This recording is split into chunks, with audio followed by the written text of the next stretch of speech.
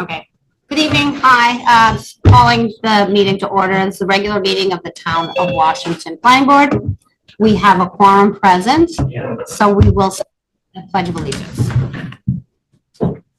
I pledge allegiance to the flag of the United States of America and to the republic for which it stands, one nation, under God, indivisible, with liberty and justice for all.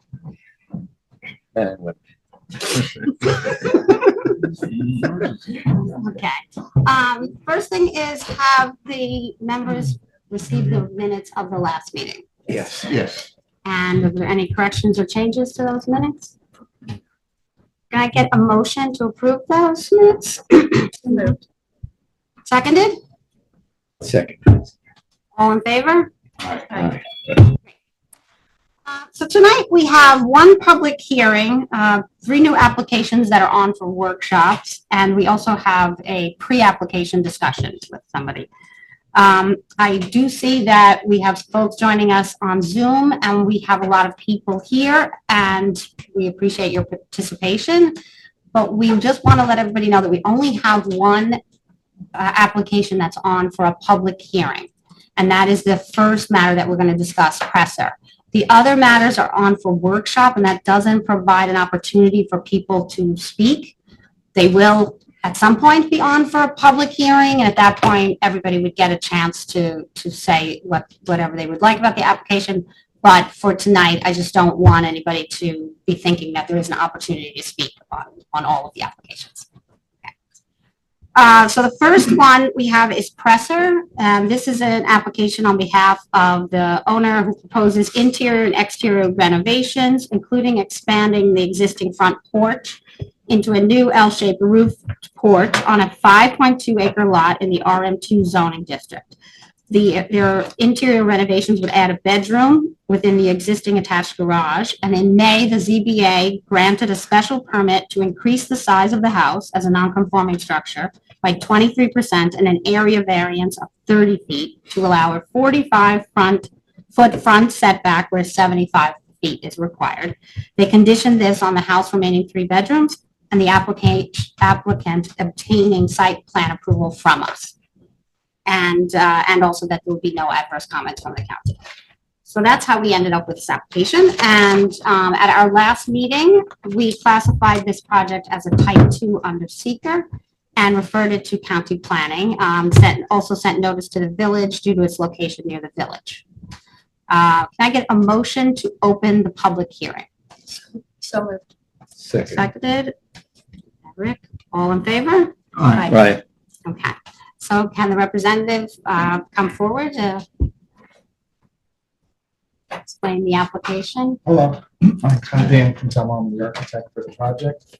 And I'm just going to show you what we had shown you last month with a, I don't know if you actually saw this last month, but as you mentioned, it's we're really looking for planning approval for the porch itself, which, as you mentioned, was requiring a variance, which we obtained. The house is under construction currently because that portion of it didn't require approval from the board, so the porch is not being built yet until it is approved. But they've made some progress to, convert the house from the brick structure that it was to something that looks a little more farmhouse-like. And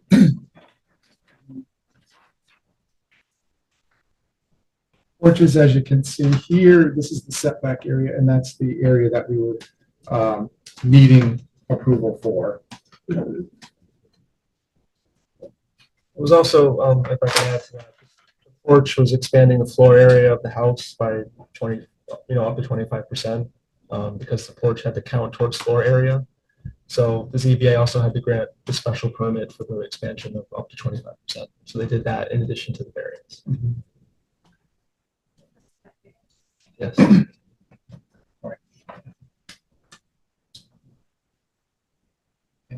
Does anybody have any questions, comments? Aaron? No, I think you hit the summary. We did get a comment memo from the county that said matter of local concern, so there's no issues there. Village of Millbrook was notified of the public hearing, I believe, which was all we had to do for that. And all the other comments that we had were addressed by the applicant. We asked for a couple of the forms to be updated and the EAF to be completed, which has been done, but it's a type 2 action. So, yeah, I think there's a resolution that the attorney put together that I looked at and had some minor edits to. So if you're ready to do that, I can adopt that tonight. Is that the copy we have with your edits in it? Yes, the one that I sent Friday, Okay. or was it Friday? I don't remember what. I don't remember. The one that I sent to everybody. Yeah. Yep. Yeah.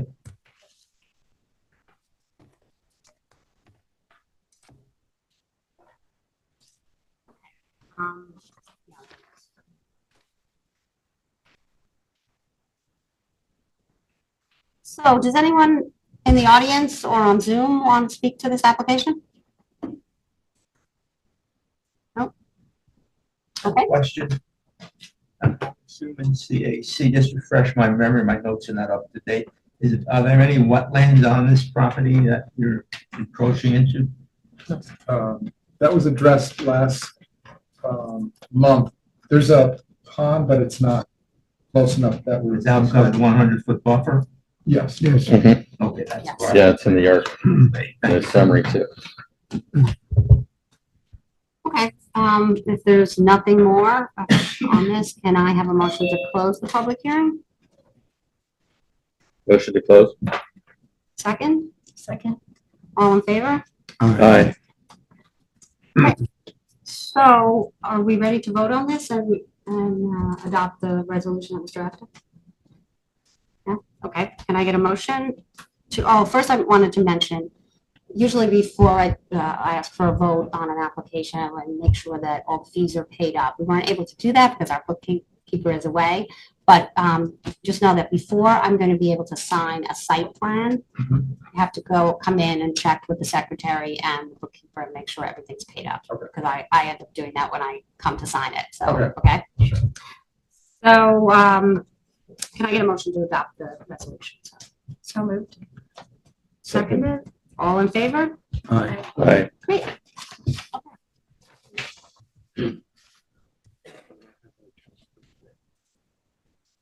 don't know.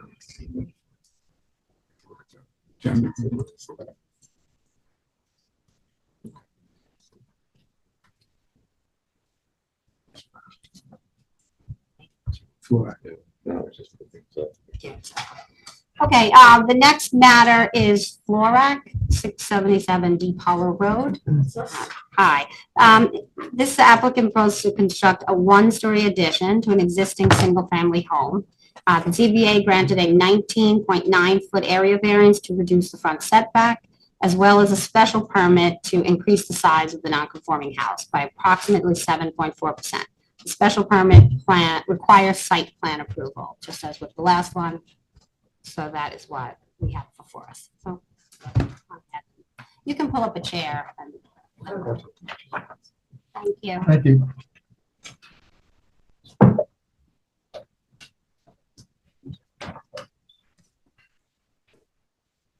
read you a little about our intentions and how this came about. Can you just say your name? for the My record? name is Julie Calbrook. I'm the architect and I represent Chairman Tracy Florak.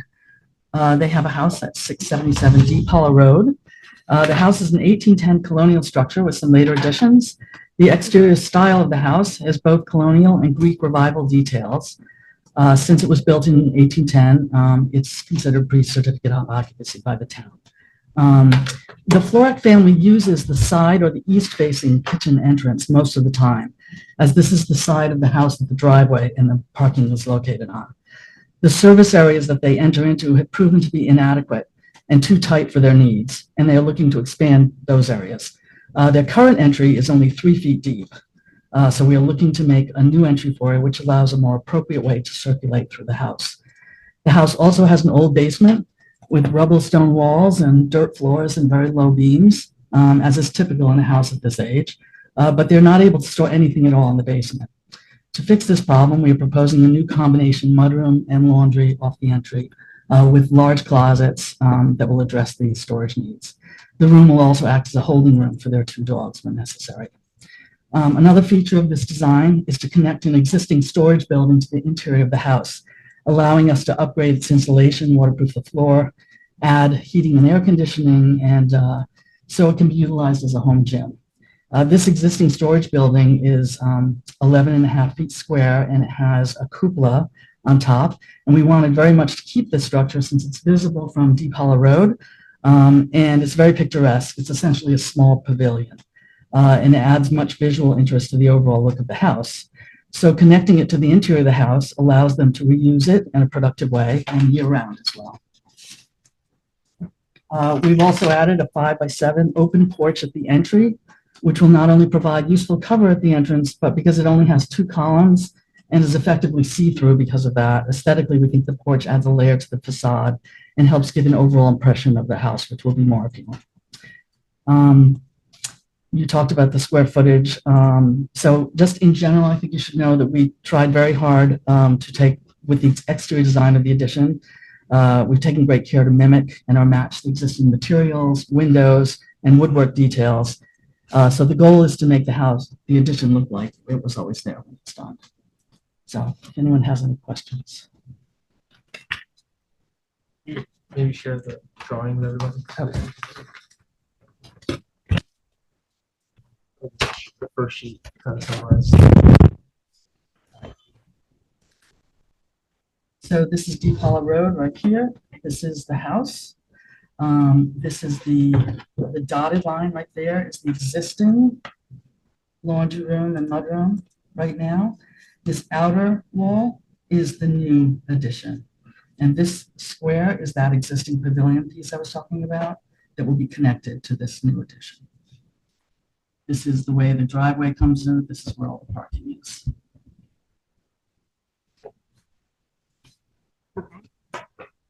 Aaron, you want to tell us about any code sections we need to?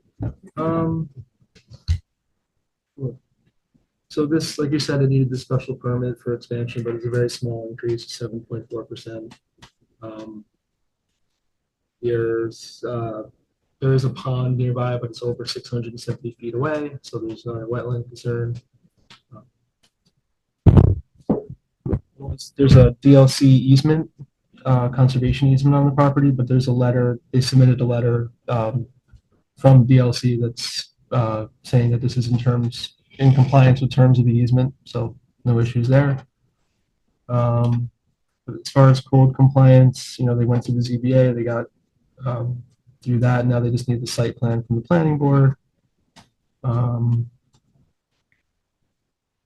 about wetlands. One thing that we thought would be useful just to show on this, once you get to the point where it's finalized, is to just show the area of disturbance required to put on the addition, just on the plan, whether it's like, you could just do it as like a dash line or just an area. Should I do it at a larger scale because it's such a small addition? Yeah, that's fine too. And as far as a public hearing, it's a site plan, so technically it does require a public hearing. There's been cases where the board has waived that because the ZBA had a hearing. I guess we can discuss if you want to discontinue and do a public hearing for this board as well, just because the code kind of is not very clear. The code isn't that clear. I looked at it and it says, I think it's section 383 says you can waive certain requirements for site plans, but those requirements, a lot of them are listed there, and they are actual things to be shown on a site plan. And then in section 384, it says that you have to notify neighbors. It doesn't require you to have a public hearing for a site plan. However, it requires you to give neighbors notice of your meeting where you're going to discuss it. So if you're going to notify neighbors and you're going to have them come here, we can't avoid that meeting anyway. We can't get rid of that time that you would have to come. Okay. That's how I see it. Like, if you're going to notify the neighbors, what are you notifying them if you kind of have them here and you're going to say, right, you can just look at us? You have notified the neighbors. Well, we have, yes. This Yes, also- I'm a neighbor. Yes. This also So you don't want- requires the county referral anyway because of the There's nothing about waiting.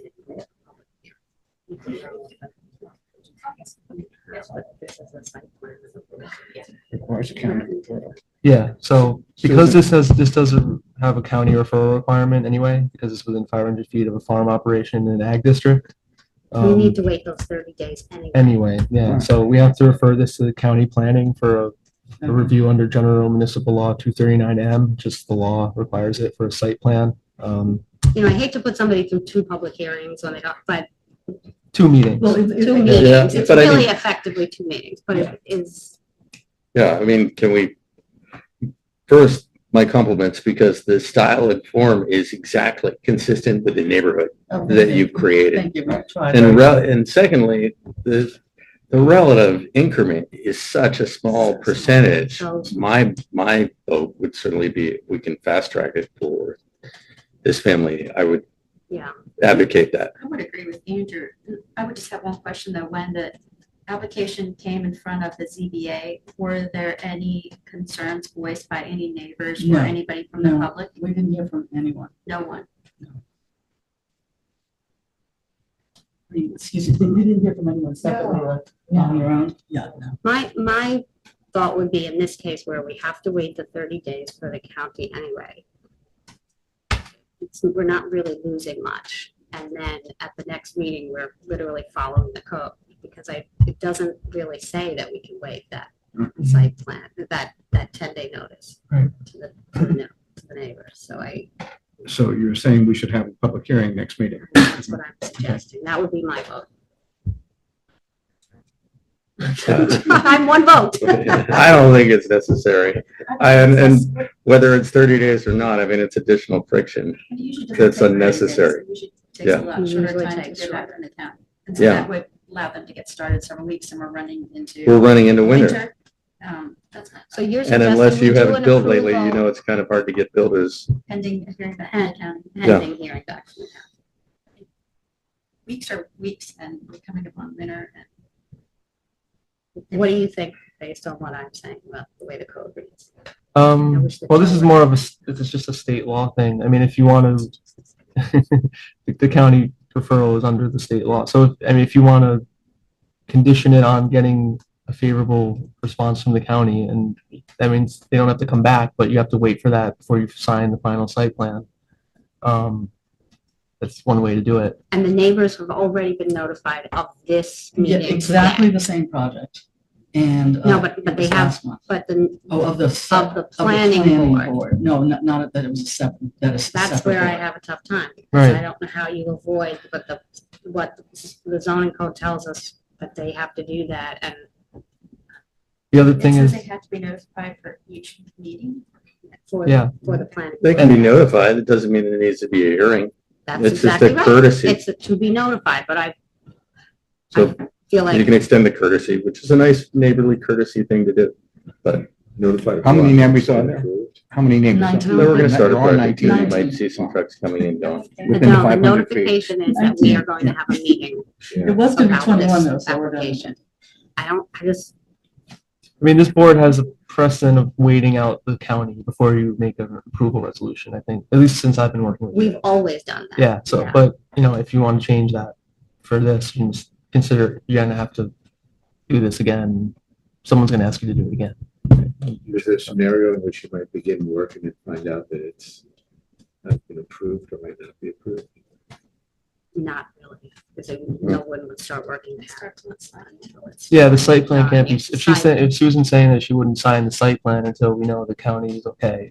Yeah. Then it's probably gonna be the matter of local concern, but again, it's just a step in the process. My vote would be that we follow the code and have the notice to the neighbors. for the I agree next with you, meeting. Susan. I think we should, as Um, much as it's. I it don't really- like, that's yeah. the way the code is written. It doesn't give an exception for somebody who's already been to the ZBA. Yeah. And I just feel like we really need to follow the code. So that's what I would suggest we do. So should the letter say public hearing, same thing as before? Yeah, Yeah. because if we're Same having way. here, just we'll do a Okay. public hearing notice. That way they can give you the form that you need to send out and that way we're not Okay. mixing things up.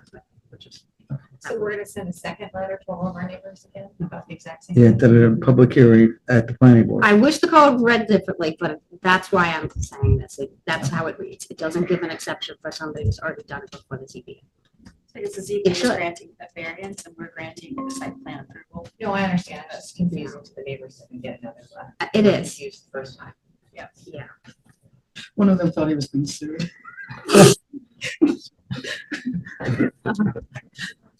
Okay. Just certified letter showing up. All right, so this is, a type 2 for seeker, which doesn't require any further review. Do I need to make a motion to classify it as that, right? Yes. So can I get a motion? So moved. Second. Seconded, all in favor? All right. Thank you. Also, the county referral.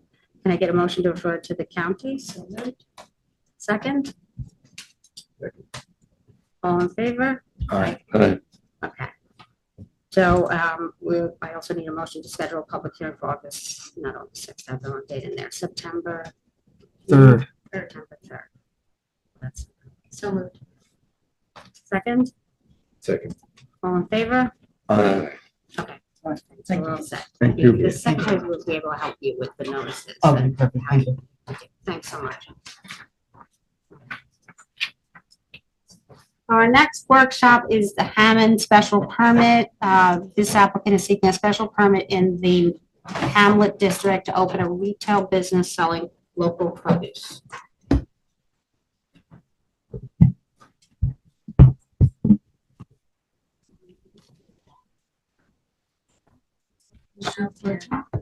There's a sign there. and I don't know what happened.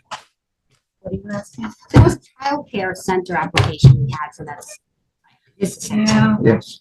Yeah, well, COVID came and And that was the end of that. Oh, that's a shame. it caused a lot of financial problems for them and they had taken 3 years. They wanted me to give them another year to finish.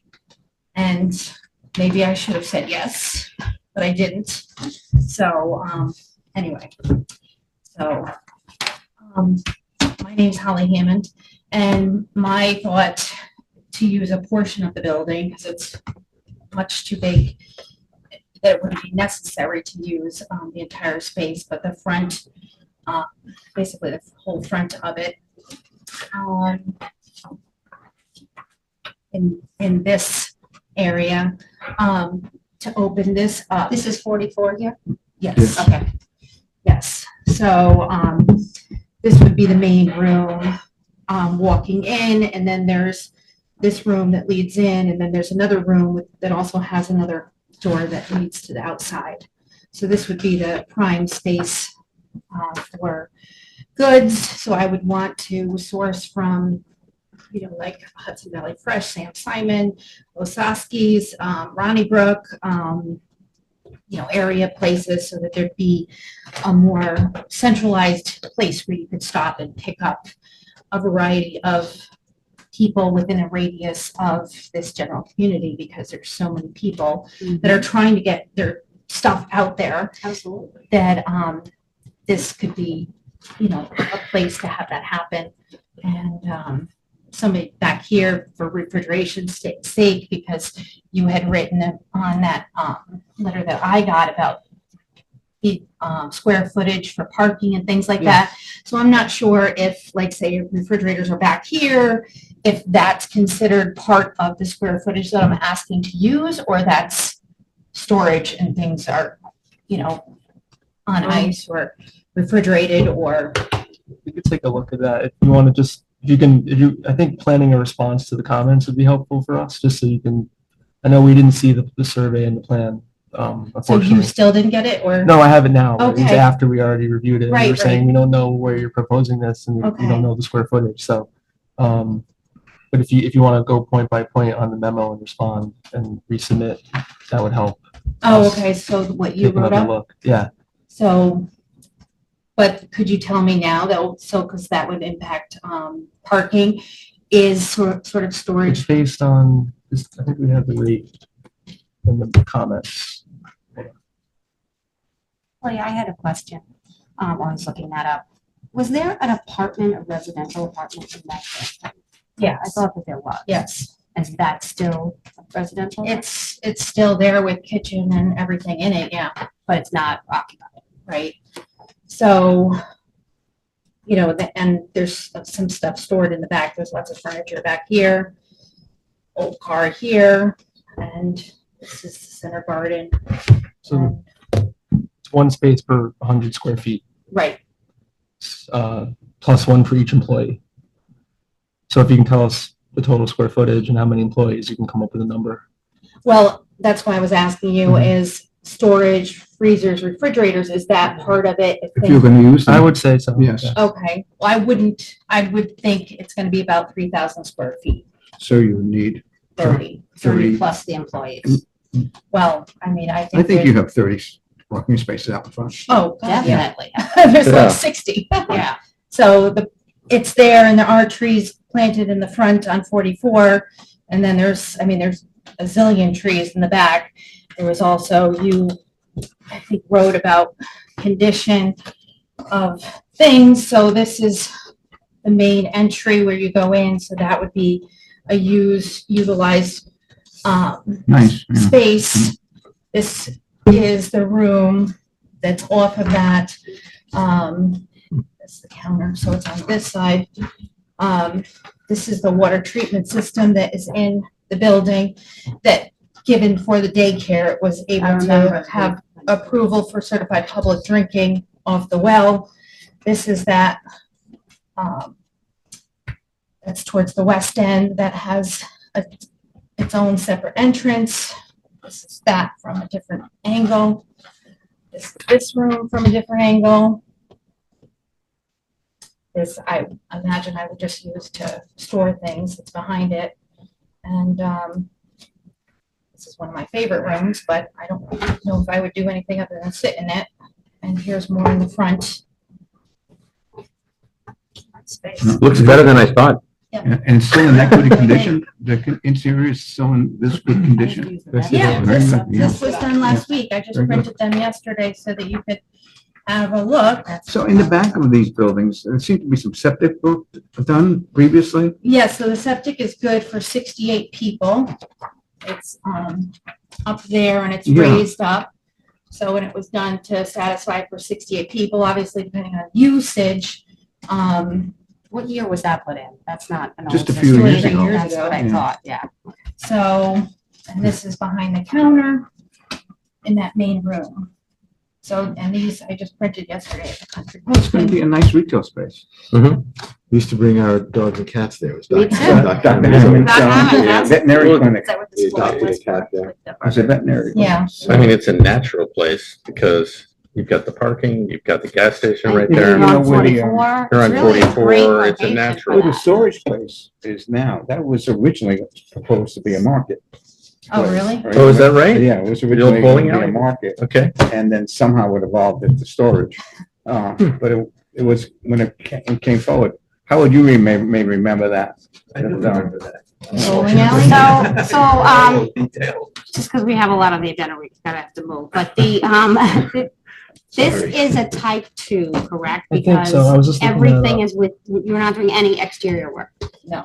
It's all contained. Okay. Reuse of an existing commercial structure. It's basically what that type 2 criteria would be. And has everyone had a chance, because it came in late, to see the site plan that was submitted? I haven't seen it.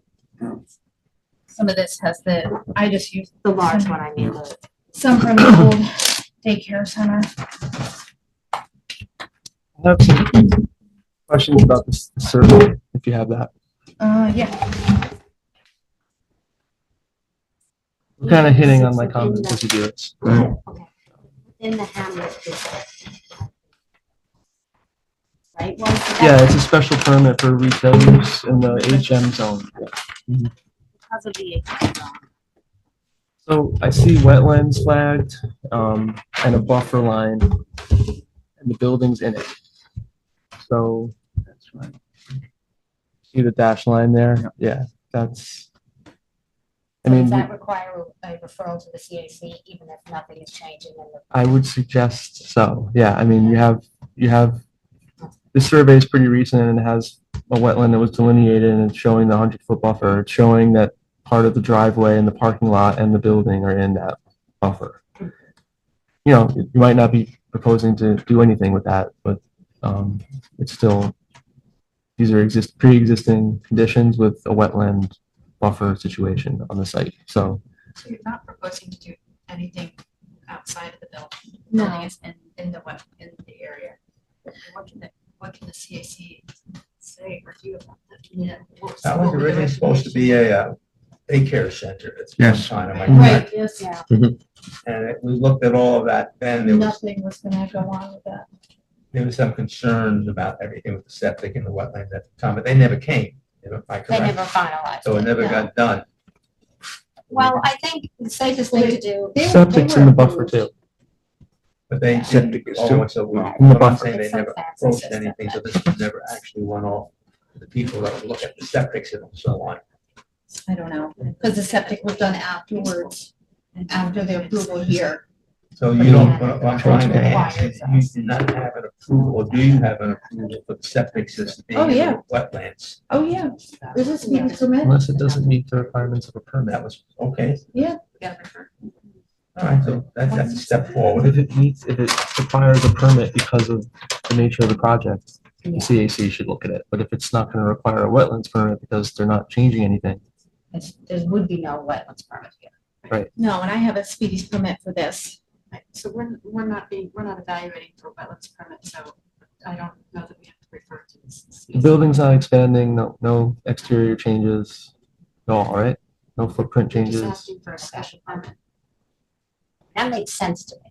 Right. That So you we would wouldn't, not send this to the CAC Yeah. because there's no wetland. there's no, With. they're not changing anything exterior to the building. Okay. So they're using the previous approval. That's what we're No, no, talking no. about. We are going to give or review it for a special permit here based on this use. But because they're not doing anything to the exterior of the building, all of the use that they're talking about is No, I'm inside the asking building. about the septic system.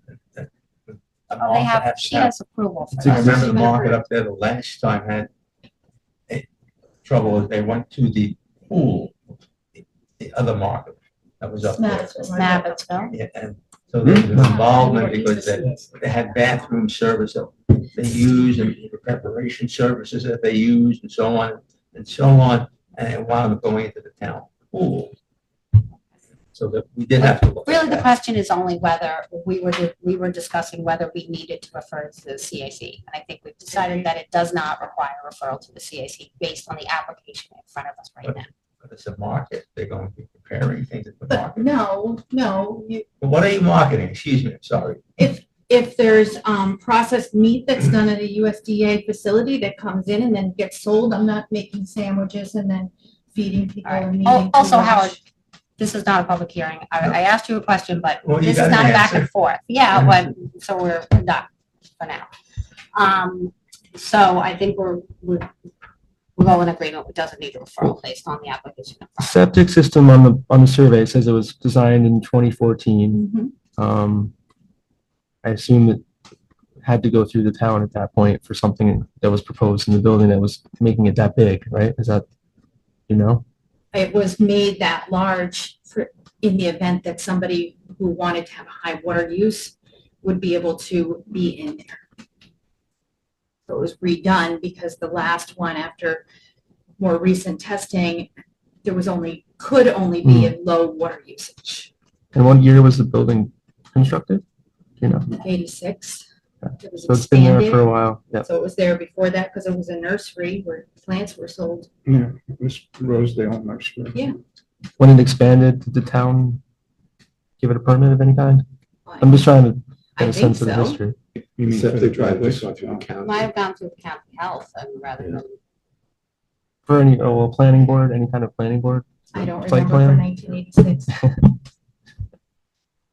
Okay, well, I think if you have something that shows when the septic went in and whatever approval was given, that would be good to share with us as well. Okay. So that we can see that's a valid thing. So that would be good. Okay. there's a few other things. I think I just want to make sure I hit on everything. Yep. here. Talked about the wetlands. Yeah, so parking spaces, it seems like about 30, right, 3,000 square feet plus how many employees did you say? Well, I would think there'd be one or two. So like 30 to 40 spaces, and you have enough room in the front Yeah. for that, and you're not proposing to pave it, you're gonna keep it No. like it is. No. Um, you asked about the residential use, and that's not changing. No, it's gonna stay Okay. as it is. I'm just gonna use this space and Okay. for that purpose. Sure.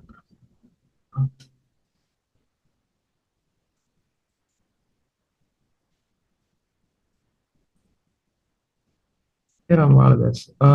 So there is a public hearing required because it's a special permit, and a site plan in essence as well. This is within 500 feet of a state road, so it does require the county referral. We can type to it based on the language in seeker, which is reuse of a commercial building or a mixed-use building, for a use that would be allowed by special permit, which this kind of fits right into. So I think you can classify it as type 2. You can, if we, this survey provides a lot of information that we didn't have. I think if you have this with the application materials, it's probably fine to go to the county for a look because this is what we were missing essentially when we were reviewing it. So I think you can make the referral to the county and set a public hearing. Okay, let's say we approve the special permit, this is not a site plan that I signed, correct? This is No, not what it's- we're actually approving. We're it's approving not- a special yes. permit, It's a special permit, which which requires this reviewing technically a is site a plan. special permit plan. It's not a formal site plan like you reviewed for the last 2 applications on the agenda that needed you to sign. This is more like, show us what your plan is for the special use permit. More about the use. Correct. Yeah. Yes. That's right. That's why, and you can also waive certain requirements of the site plan for a special use permit if they're not changing. Yes. They've already explained they're not changing anything else on the site. There's already existing landscaping in front. There's a gravel parking area that they want to reuse. It's pretty improved already. So I think, the plan is the existing condition. So. All right, so assuming we're accepting this site plan as sufficient, which is really the main question we came into this meeting with, I think we haven't really all had a chance to review that. I think. Were these copies found, the physical copies that were here? Do we know if those copies were ever found? We searched high. Okay, so I can make more physical copies because you have the PDFs and. The county gets electronic, right? Or do they get hard copies? Well, if it's a site plan, it doesn't sound like it's an official one. Right, No. They don't need the hard copy. okay. Means that if it's a site, Probably an not. official site plan, they get both. Okay, yeah, I think we're good. Okay, so does anybody have any other comments or questions? I would just add that when you looked at the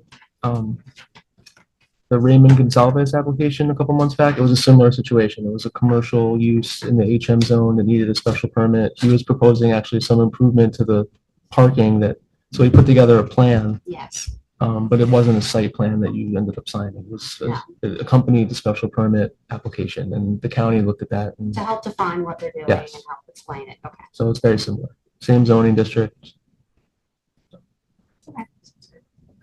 All right, so then to keep this moving along, we need a motion to classify it as type 2 for seeker. So moved. Second? Andrew second, all in favor? Right. And a motion to refer to the county, So moved. seconded, Second? all in favor? Aye. And then a motion to schedule for a public hearing for next month, which I think will be.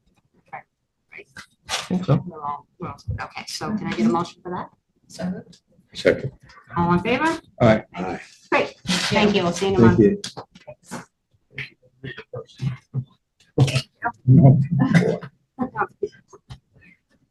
Thank you. Okay, the next application we have, excuse me, is Clear, 515 Woodstock Road. The applicant requests approval of a conventional subdivision of a 90.87 acre parcel into 5 lots. Hello. Just want to mention at the outset that my son works for the architect who is listed on this application as the applicant. He's an adult, does not live with me. There's no conflict, but I'd just like to put that on the record. So, hi. Can you state your name for the record? I'm Doug Larson. I'm an architect and I'm applicant on this application. This is Tim Clear. He's the owner. We were here before you in the fall with an application. We were focusing mostly on bulk and zoning compliance at that point. Since then, we've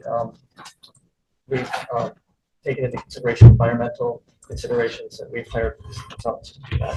We withdrew that application, and the natural resource inventory was adopted by the town in January. So we're sort of starting over again in light of all of those events. So we have a bunch of team members here. I should just introduce them because they'll probably speak in a minute. Jacob Hart is from my office. He's done a lot of the paperwork. And Ken Casamento and Amy Patain from Land Resource Consultants. And Jennifer Van Tile, she's the zoning and council for Tim. All right, so this is a new application with including a lot more due diligence. So there's I think you guys have seen the documents that we went to pains to propose things that were as of right from a zoning perspective. We've actually removed the request for a variance, and we've included all the accessory structures in one of the parcels, and so we're not creating any non-conforming lot line conditions, and removing a kitchen from a so we don't have to apply for an accessory dwelling, which also needs a special permit. So we're removing all of that. So all of this subdivision should leave us with buildable lots as of right, but we need to look into the environmental ramifications. So that's the bulk of the application here. So I'm going to let Tim talk about his goals so he can tell you exactly why he wants to do this, and then we'll turn it over to Ken and Amy to talk about their findings with the environmental map. Hi, good evening, Tim Clear. Good to see everyone there. I gave you just a package. Most of the information is actually in the binder, but I wanted to give you just kind of 2 overview slides of what we're doing again. And then the remaining 3 slides are actually the ones that are displayed that the environmentalists may talk to, just so you have one in front of you so you don't have to kind of jump up and see. Conceptually, the outline of the property, 90 acres, we wanted to split it into 5 pieces to actually kind of conform and kind of fit with everything that's kind of around it in the area. So if we go to that second slide, we kind of had an approach where when we put down the lines, we use the existing roads. So Woodstock Road bisects the property.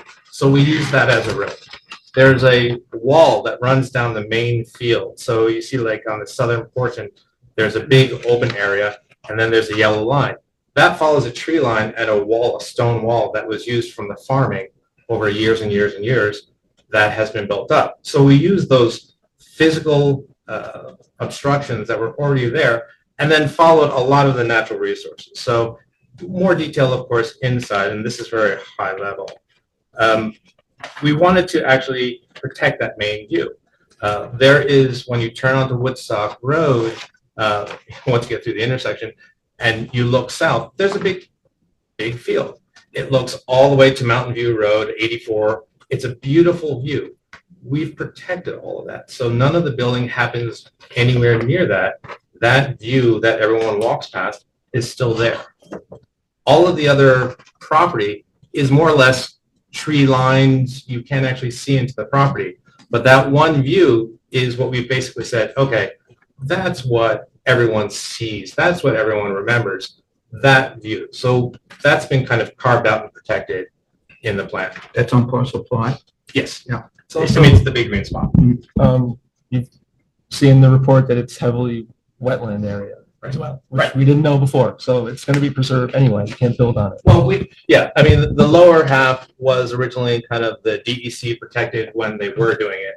Wildlife protection that runs into the Orbis property that's also DEC protected. So we never had any plans to do anything with it anyway. So when I purchased the property 15 years ago, they said, okay, that's DEC protected, you can't build on it. It's beautiful, why would I? So we want to keep that. We want to keep the view. We want to keep all the wildlife that goes in and out of it. It's beautiful. So we did build a constraint map, with kind of the ideas of there's existing houses. We're not going to, there's no more construction there. So we have the 3 new ones. Where could we actually find space to build that keeps kind of all the natural resources intact, but also gives enough space to actually build something? If it's someone else, if it's one of my kids who builds it, I'm not sure at this point. So that kind of goes back to why 5 pieces. So the one odd liar is the farmhouse, which is the old, it's now yellow, used to be blue, farmhouse, which was previously the Auchincloss family. They had a small cottage there. They had the timber barn, which was the old horse stable. And then we had the big barn, which was kind of the storage and everything. We grouped all of those together. Lot 3. Lot 3, correct. Yep, the small one, the 5.5. So we originally had it like 5 acres just to like meet the minimum hurdle. But I said, no, just extend it out, bump it up, just group all of those houses that kind of fit together. And what we're trying to do is restore the farmhouse and find someone to actually then take that on who wants to maintain it and upkeep it. Because it's a lot of money to do that. And that's where we then looked at it environmentally. So we brought on the consultants, LRC, to basically outline and do an investigation of what are the constraints via the town that we need to follow, adhere to, and then with a biologist to actually do the full inventory. So we actually went ahead and did the long form. So Do you live on this property? not full time. I'm there probably 3-4 times a week. Are you in the big farm, in the farmhouse that's here, in parcel 3? No, I'm actually in the Woodstock one Okay. because it was a bit much to actually keep it running. So previously I had the farm manager who was also a carpenter stay there, try to restore certain parts of it. And it was overwhelming. So on this plan, have you considered, because there's a lot of wetlands here, there are currently 2 homes or occupying 2 of these lots, Correct. right? So there's no building proposed on those. There's no real building proposed anywhere. Anywhere. We're Okay. just parcel. Have you considered, though, where on the other 3 lots, a home could be built, given the amount of wetlands there? Can I jump in for that? Yes. You skipped ahead on. Yeah, it's all good. Ken Pentimento from LRC. So as Tim pointed out, we had wetlands. We walked the site we had a. Can you all see that? Do you want me to? Yeah. Switch it just a little, that'd be great, thank you. So, we went through the site, flagged the wetlands, looked at habitats, and imposed the buffers on wetlands that required buffers that meet the town code, wetlands that don't require buffers because they're Army Corps wetlands and don't meet the town requirements or don't meet state requirements. So we did an extensive habitat analysis of the whole site. We also then went back and looked at areas both with Tim and the design team of areas that would make sense to build a house for the future, but also what would work around the environmental areas. So you'll see we have these small blue areas here, which we're proposing is basically the building envelopes where a house or structures would be located within. Doesn't necessarily mean every component, such as a well or septic, would be all within that, but the main primary components of a house or structure would be in there. And if you look at that, it is consistent with the clustering of the houses and groups of what you would normally have. They're roughly around a little over 1.5 acres of those areas. And that's basically, given the parcel size of all of them, we felt an appropriate size that someone could work, give some flexibility in there, and allow someone to put a house in there. We've looked at all of them areas, so we believe they are sustainable to be able to be constructed on. We also looked at this as a whole. When you look at the overall, for the idea of how it fits into the community character and the sizes of the lots. And when you look at this, you'd almost not be able to tell where the proposed lots are with the existing lot lines around it, because it pretty much is consistent with all of what we have around the area for lot sizes and varying sizes, from 7 acres to 5 acres to 5.5 with what we're proposing. So it really did try to work in with what Tim's vision was and everything else to meet within that area. Again, all of this is in your submission, not necessarily in the exact form, but we tried to boil it down so it was easier than trying to look through all the maps in there. This one is really helpful where it shows where the buffer, the edges of the buffer are, Right. and then where the proposed, Which potential building. That's this one here. It was the first one It up. shows the buffer, That so one. any construction would have to be outside of that, and then it shows the blue where they were built, so it's been Yeah. slowed down. And it's showing all the complex things that need to be considered in this situation. And in the constraints map that is in the submission package that has all of this as well, has the buffers again, it has the trees within those buffers for significant trees as required by the code. So we did look at all those things. But as you said, when you look at it, this makes the most sense of where these can be built on the property. So, in summary, we've basically done a lot of the stuff that the board had asked for under the previous application were their concerns. So Tim took it upon himself to, when we reformatted this application, get as much of the stuff in there that we thought you need to help make your decisions, but put it here. This is very similar to the Johnson & Johnson application that came in front of the board, where they weren't proposing any building at all. They didn't Right. want to subdivide the large, yes. Into large parcels. Actually, this is more natural than theirs was. To the land. Yeah. Theirs was more grid-like. They're not gonna do approving wetland. And it was larger, yeah. So it was 70 acres, but It's more, was a character of the neighborhood, rather than 5 houses put together on 1 acre lots. Forced clustering. This is more natural and you're able to put the 5 homes, 2, 3 additional ones if they were ever to be built. Correct. In the nice. I totally agree, Richard. I think it's a much more intelligent way to handle the land. It looks really good. Does somebody want to address that issue before us, the clustering versus the traditional, or what's the wording for the subdivision? The, yes, it's there. By the mic. Jennifer Van Tile. The alternatives here are a cluster development or a conventional subdivision. And unfortunately, cluster isn't the perfect answer for every situation.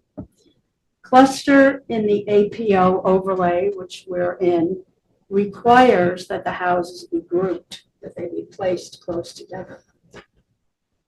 Cluster in the APO also requires that the clustered lots be very small. Maximum is 1 acre. Cluster also says the houses in a cluster can be 60 feet separated from each other and only require 150 feet of frontage rather than the usual 300. So what cluster is doing is it's creating very high net densities. And supposedly the trade-off is that you're preserving a large amount of property, but your code quite properly, I think, provides that there are standards to decide when cluster is the right solution and when it's not. Some of the things that are very important in deciding whether to cluster are, what are you getting for that? Is there significant agricultural land, for example, next door surrounding the property? So you're getting the linkages, right? Is there substantial protected open space on surrounding land? So you're creating linkages. We've looked at all of this. Linkages meaning that animals can go Yeah, between well, those? Is that what Or, well, linkages? for open space and public use, it would be preserved lands that allows public access. So To the go from idea one would be open that space to whatever another. you're doing, whether it's agricultural lands, which usually don't end right at property lines, right? So that's the question, is this an area of great agricultural soils? It turns out that it's not.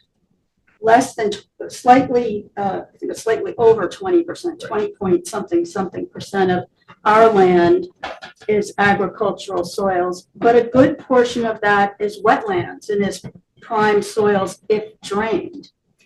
So in your code, to become in the APO agricultural protection overlay based on soils, rather than being in a certified ag district, you have to have at least 50% of your soils on your property as agricultural soils. So this doesn't have that, but we've given you maps in our submission that show surrounding properties, and they're about the same. So a cluster wouldn't preserve large quantities of agricultural land in the hope that there might someday be one large farmer that would want to acquire the land to go back to farming. And none of the surrounding properties, there are only two east and west. So to the east is a horse farm residence, George Whalen's place.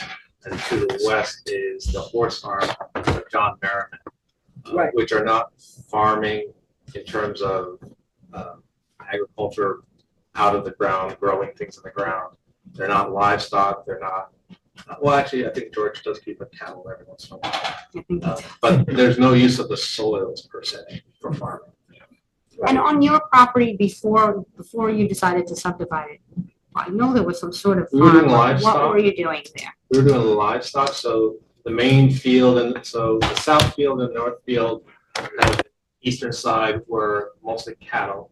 So we would separate the young steer to the north field with one or two horses, and all the cows were actually on the south side.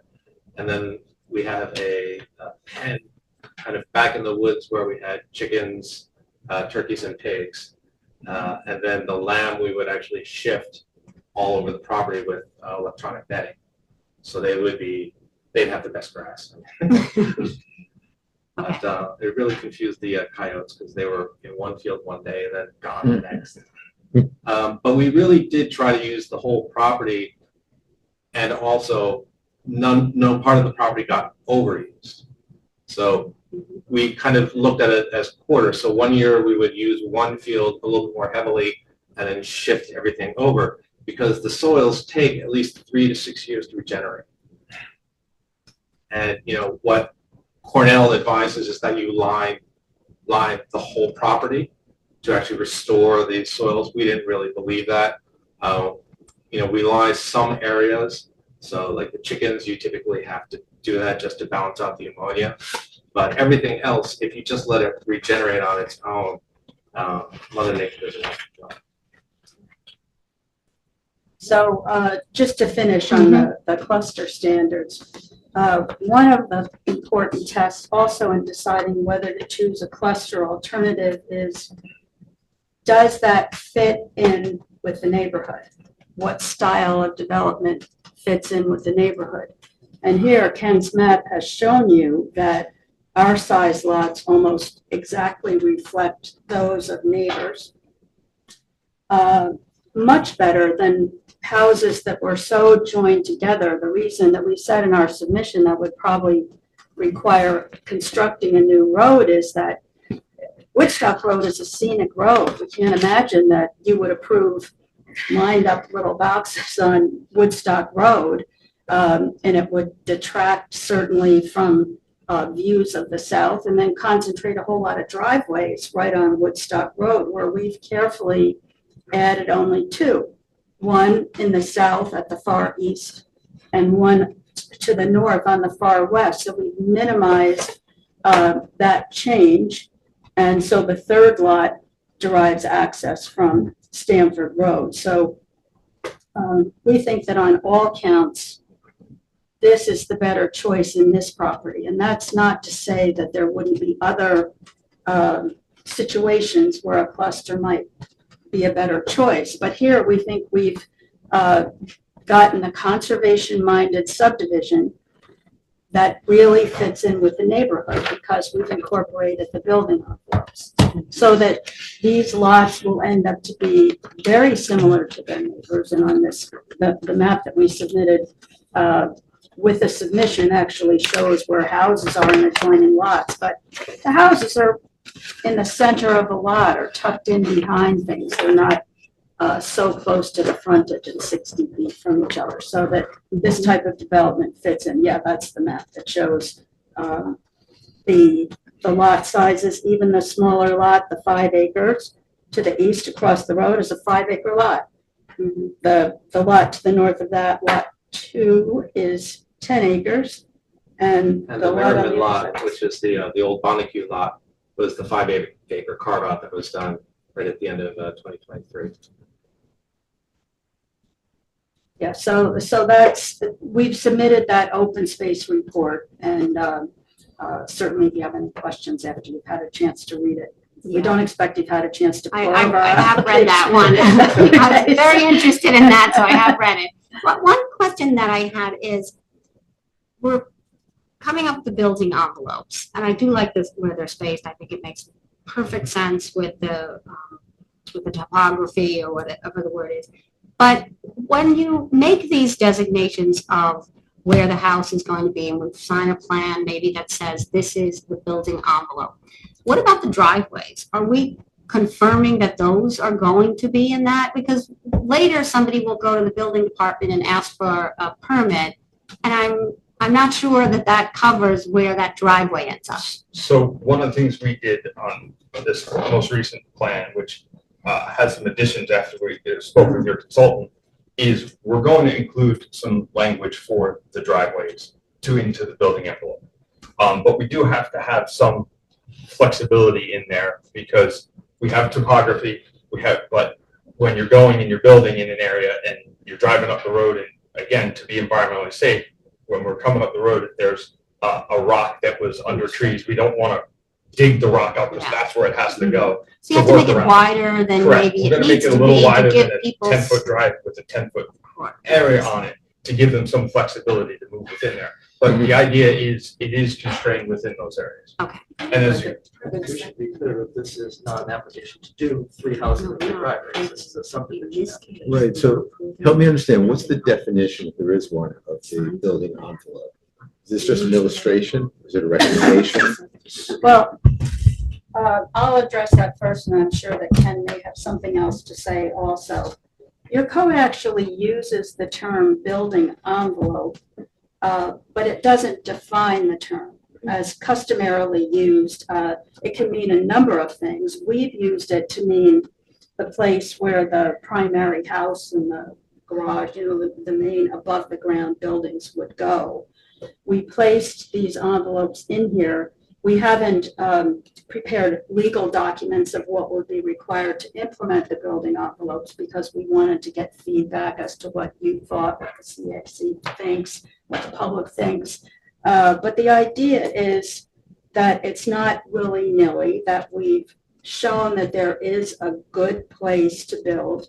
We've selected the building envelopes based on the topography, but we've also shown that there's separation of the building envelopes from each other, topography, existing trees to give privacy, and similarly, that there is existing vegetation, deciduous and evergreen, to provide privacy to the neighbors. So we will, in dialogue with you and in all the feedback we get and memos from Aaron, address the concerns that you have. And I think that at the end, we would be defining these very clearly as to what would be approved. And we can't predict the future forever. So the possibility would exist that if someone years, decades from now, whenever, wanted to have a house in a different location, they would have to come back to you and apply for a modification of the building envelope. Your concern, I'm sorry.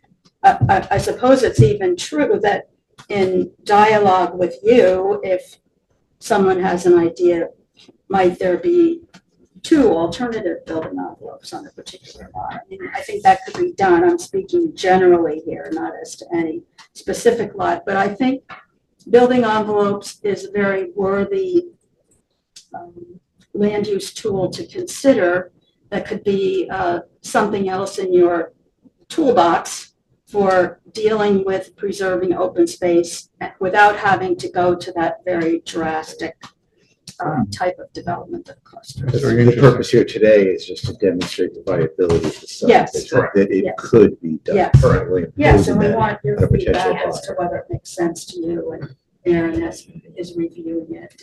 Thank you.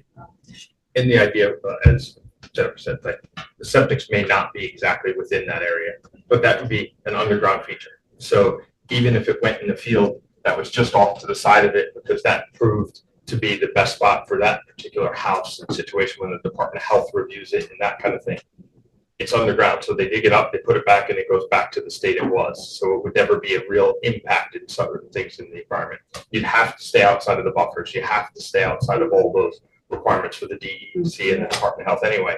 So we wouldn't be getting into any of those critical habitat areas for anything like that as well. So I have a question. This subdivision may draw a lot of public interest about the environmental impact.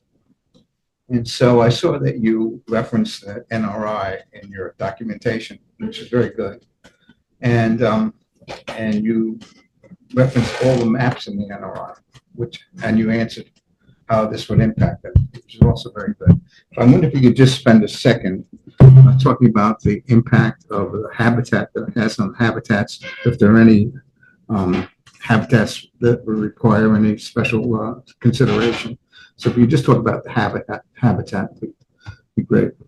So Michael Fishman, the biologist who did the report, did not identify any significant habitats throughout the project. And it's not identified on the NRI as well. He did find some areas that have some potential future, but there is nothing that is documented. He didn't find any habitat there that would support it, any critical species in those areas. But a lot of this plan of where we've put these went into consideration discussions with him to say, okay, well, maybe this spot would have been a nice house or up here, but there's the potential to go through areas that could potentially in the future have some critical habitat or whatever. So let's stay away from it. So Tim took it upon himself to really look at all those factors to make sure that this was as environmentally conscious as we could, both the habitat as well as the physical features as well. So, Weren't there two species of bats, or was that a different application? very common in our area, Indiana bats and the long-eared bats. Right. They're pretty much everywhere in the Hudson Valley. And it restricted your building types. It just basically is our tree calling. There are 6 different types. So the specialist who came down is a bat specialist. Oh. So We literally call him Batman. right. So he actually logged by sound the different bats and actually kind of gave me a tour of where they house, and they're fascinating. So yes, so we would self-impose this. It's a tree cutting restriction, basically from October 1st through March 30th. And basically what that does is those particular species of bats go to the caves in the winter, and they come out in the summer and they nest in trees. And they nest in a lot of the down trees. If there was a nook and a cranny and a dead branch, that's where they could go. All the hickory, the shaggy bark. So that's what they Lighting like. underneath. So it used to be, historically, we would go with the DC on identified tree species. If you had shag bark hickory, you had these, then you could. But now it's gotten wider because they found that it's not just in that tree. If there's a dead oak and it happens to be leaning over, they can go in that as well. So they just impose that thing, and we would be happy to put that on for tree cutting. And there is an alternative, just so everyone's aware, so that if a buyer came and they wanted to start in the middle of the summer, they would call the Batman, and he comes out and he goes through with the DEC a protocol where they go out and they sound for bats at night in an area. And if there are no bats found, they actually, the next morning, they can cull trees in that area. And we've used him on projects before for the same purpose, but there is alternatives to it, but we would put that restriction gate on. So since there's a lot of wetlands, that you look at the turtles as well? Yes, we did actually, bog turtles, and none were found. Okay, good, thanks. And Mr. Fishman is available and will probably attend the public hearing. Is the Batman? Batman, yes. Meet him in person. And if he's needed for the CAC, we can make them available, LRC, whatever's needed. Okay, we'll let them know. It's great. Okay. So Aaron, you have some comments for us? Sure. So Thank thank you. Thanks to the applicant. That was helpful. There's a lot of stuff in the memo. It's really just I'm not going to go through the upfront material. 1 through 7 is really kind of just walking you through the situation where this is a conventional subdivision, but the planning board has an option to require a cluster plan, and you're going through the motions of that, and the applicant's attorney explained what they believe, why it doesn't. And, you know, I basically summarized a lot of their submission in here. So that's what comments 1 through 7 is really doing, just to give you, you know, a truncated version of everything they submitted so that you can have it in one place. As far as substantive comments on this proposal,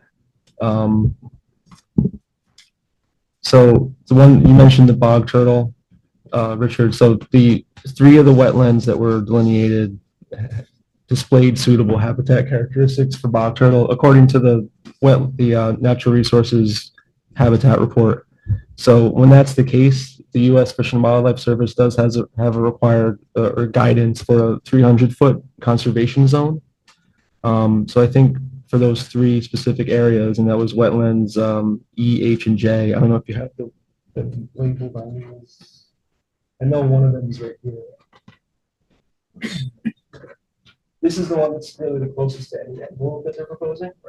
So that one is exhibiting potential bog turtle habitat characteristics. So that buffer of what you have there right now, which is like a 50-foot. That's a 50-foot because of the size of it. Based on the town code, you have 50 or 100-foot based on the size of the wetland. So they're showing 50-foot, which is per code, but because of the bog turtle sensitivity, and that's been documented, they didn't find any species, but the specialist is saying that it displays characteristics of the habitat for bog turtle. So Well, do we our have the recommendation, 300 feet? no, currently no. We would, but we had spoken to Michael about, don't mean to interrupt you. Okay, go ahead. But we have spoken to Michael Fishman about that, and we'd be happy to put into the resubmission some more of his findings about that. Based on the topography, the location, and everything like that, he doesn't feel like this would impact that at all, based on their natural habitat and their. Is it because it's pretty tough to traverse the slopes? Correct. You know what I mean? This does rise up from the road, and they're used to fields, most of them, and you have a main highway right on this side. So it doesn't really lend itself at the end of the day to a real prime area for where they would come from. But Aaron, our response is helpful. but if they didn't discover any specimens, there's no like hypothetical Yeah, what is the provision. that- Like I could say, oh, somebody could come to my property and say, oh, you got a, bog turtle habitat. You can't build down there. And I'd be like, there's no bog turtles.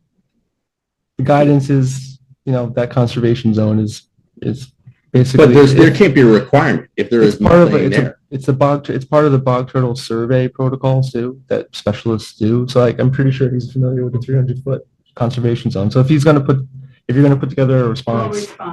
But is for it a the board, requirement yeah. if they, Yeah. I'm more just curious. This is It's remarkable. it's guidance, right? That's my understanding of it. Best practice. If you find a species, first of all, if you find a specimen, you're really not supposed to like disclose that. Yeah. So, there could be species, specimens here, but because they didn't find one doesn't mean they're not there. Came up with a cell tower application, question you're asking. Even if they did find one, they can't identify where they found it because of, just Right. Poaching Bog issues and stuff turtle like that. poachers. right. Wow. So it's a sensitive topic. My understanding is that it's an area to be, to pay attention to, but it doesn't prohibit us from having activity within it. It just prohibits, like the bat restriction. There are certain restrictions that Michael Fishman may employ to say, hey, when you're putting your driveway in, have someone come out and look for this, that kind of thing. It doesn't mean you can't do it. And once the driveway's in, it's not like we don't see turtles walking across the road. You know what I mean? So it doesn't prohibit their habitat. It's not their prime nesting zones and those kind of things. Correct. And it's a limited time of year. Correct. So again, if you're gonna have a response from him, that's fine. We'll take a look at that. We can have our specialists take a look at that and advise me. So that works. What else? We talked about the tree clearing. Yeah, so I think if that's something that they're comfortable with having as like a condition on this and even as a note on the plat, that's recommended for areas, especially, you got parcel one, you have in all these envelope areas, which if you look at my memo, I call them development/disturbance envelopes. It's the same concept. I'm sorry, just Go to ahead. note, the detail of the trees were done primarily around the development areas. That was what, Right, Yeah. right. The property is full of trees, we only gave you the detail Yeah. around it, okay. right, because they're showing you where they would, prefer development to happen here, right? So they did the survey for the land inventory information that the code requires for the 8-foot or 8-inch DVH trees. They've noted all of those.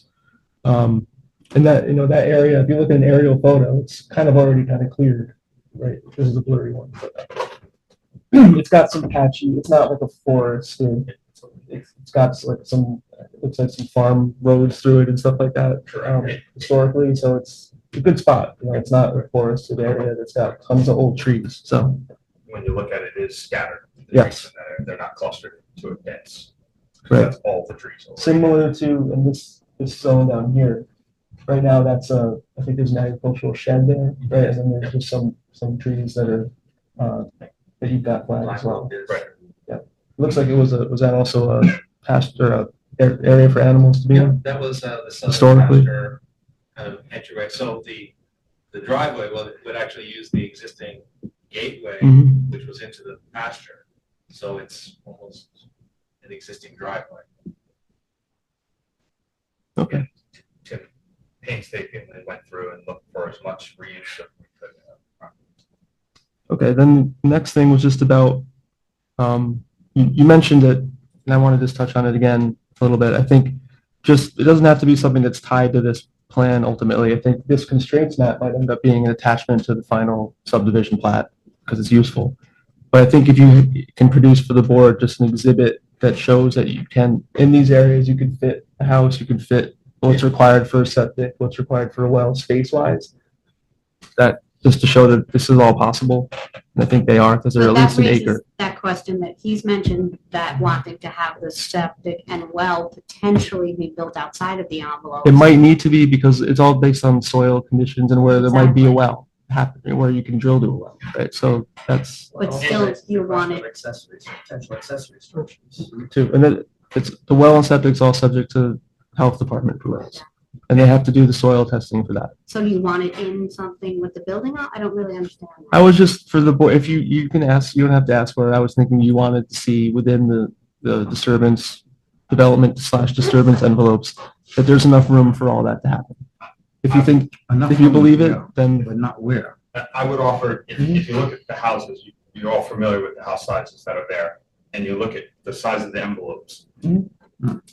They're easily can fit. And Certainly seems that way. Yeah, I the don't have a goal, problem with that. exactly, the goal would be to put the septic within that area, but, also, Dutchess County, for non-realty subdivision, doesn't require Department of Health for these approvals to go forward. Mhm. They believe that anywhere within a 5-acre lot or greater, they can find a septic. And it doesn't need to be fully approved. If we're under 5 acres, we have to get into specifically showing those areas. So that's why we're not trying to show them down, because we're not going that far. Yes. That makes good sense. And the Department of Health has its own criteria that Correct. will keep everything out of the wetlands, that will keep everything safe. So, okay. Everybody comfortable with that? Yeah, totally. okay. That was just a thought that, for you to discuss. Thank you. On the scenic road thing, this is not, I'm not going in order here, but on this, you mentioned it. The road is a scenic road. Primarily, it seems it's scenic because of the view you get southward. Is that right? Yes, the main. You've shown that most of that's wetlands, as you can see here. Yep. You're not proposing a building envelope on that area. So I think you're preserving that view shed with this plan. So I think, even if the town is, this road is designated as a scenic road, and we'll get to it, but we have the town board as someone that can get referred to them just so they can take a look, because they have designation over the scenic roads in the town. I think from your code doesn't have like a, when you're on a scenic road, an analysis that has to be done for like visibility and view sheds. I think what they're showing here is that that's the view and they're preserving it. And if you keep, when you further go down the road, it's all forested and the driveway will be visible, but these homes are going to be tucked behind trees and wetland. So it's really not going to impact the scenery, in my opinion. What else? What about the road issue? We talked about it. Sure. There was, when you guys were here before, we talked about the fact that the road was actually owned by you, that it's not one of these cases where the road is kind of a carve out in a deed. Correct. So, then there was something in one of the papers that I read that talked about potentially giving that road over to the town, and the town then becomes maybe an interested party here. But then we look to see what the town actually owns and maintains. And the town there's a listing from the Department of Transportation that shows like the town's assets, the things that they maintain. And this road and that section of the road also is on that. Yes. So I was unclear, does that mean that it's already at some point was handed over to the town? Well, what it That's a is, question. this is what's called a road by user, which means that because the town maintained this road for a continuous period of 10 years, Which they absolutely agree with, because I Yeah. spoke to. what the town has is an easement on behalf of the public for the width of the road as is presently used. That easement does not get wider automatically or turn into a 50-foot right-of-way. There is a section in your code that does provide that the town can request a donation of a 50-foot right-of-way, but that is totally inappropriate for a scenic road when it's all about preventing the town through its highway superintendent from cutting down trees and making the road wider. So, Then you would also be going into the wetlands. yes, right. Mhm. Right, so we're fully in support of continuance of the scenic qualities of the road. Tim has been very concerned to make sure that he is using existing farm roads to the extent possible, minimizing new driveways and minimizing any tree clearing. So we think the road should stay the way it is. We acknowledge With that. it as a user road, not, Yes, not as a handing it user over. road. That's what I was trying to Right. clarify, Yep. just to Yep. make sure that it was a user road and that we're gonna keep it. It would maintain in the same way it is and has been.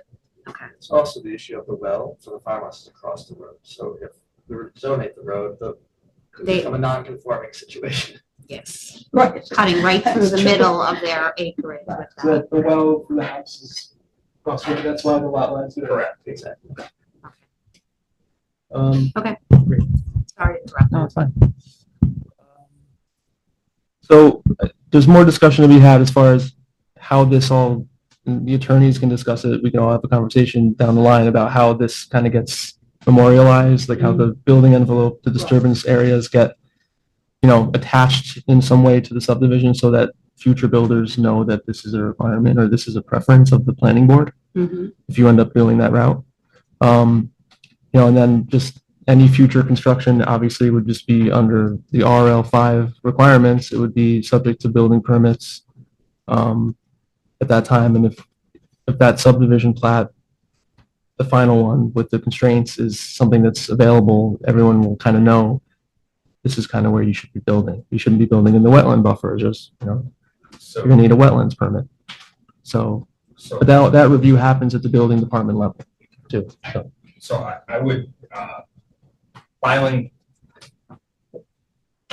this map with the county would be nearly impossible. Because county wouldn't accept this type of map. One, the color references to the overlap of the different text and everything. We couldn't get it to a clarity that the county would accept in their rules that I've seen as we have a survey arm of our firm.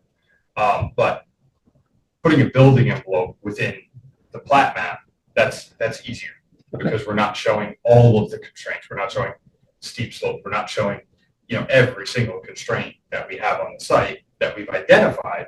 It's in the records. And maybe there's a way we can link it to the approval process where it's on record in the town. It's part of the site plan or the subdivision approval, but not a file map. As part Yeah, of the we- file. That's Just what I was report that asking detail. before, with the requirement of this envelope is. I mean, why do we want to oppose this? Yeah. They're I'm demonstrating to us concerned about that that. these are viable subdivisions. But why do we want to engage in what any future owner may or may not do? They'd have to come forward and say this is what they want to do. Mhm. Why are we creating a, And we didn't do, not done that with previous projects that are similar to this. yeah, Yeah, I agree. Just Like, it seems I to agree me, I think you're just, the requirement is that you have to show that there is a, that you are partially made into a buildable lot. which Right. You're showing with the driveways, the buffers, and the envelope. And then if anybody purchases that and decides to build on it, then that has to come before it's their approval issue. for And it- everybody. and it I can don't know, be, and it can be a more, frankly, it can be a more thoughtful review because it can be more tailored to that situation. And One the- idea and is the to- architecture and the sightlines, all of that. Yeah, Yeah, so. That's I right. agree. I just think, I don't want to set a precedent that we're going to I be. actually disagree. I think that here we have this obligation to compare it to a cluster subdivision. Hmm. And the way to compare it is to say, okay, well, this is better because we know exactly where they're going to build these houses. Well, it's within an acre or two of whatever the building envelope is. And so they can orient the house whatever way they want. They can make it fit within the landscape of that. But if we leave it open, then all we're kind of doing is saying, well, yeah, they'll find a place on there. This one we saw is okay, but they might find a place. But why can't we? but it's not, And I but don't know that I it's, can say that's better than a cluster subdivision. but Susan, it's not. They can't pick them any old place because if we look at this, you have constraints imposed by the wetland areas.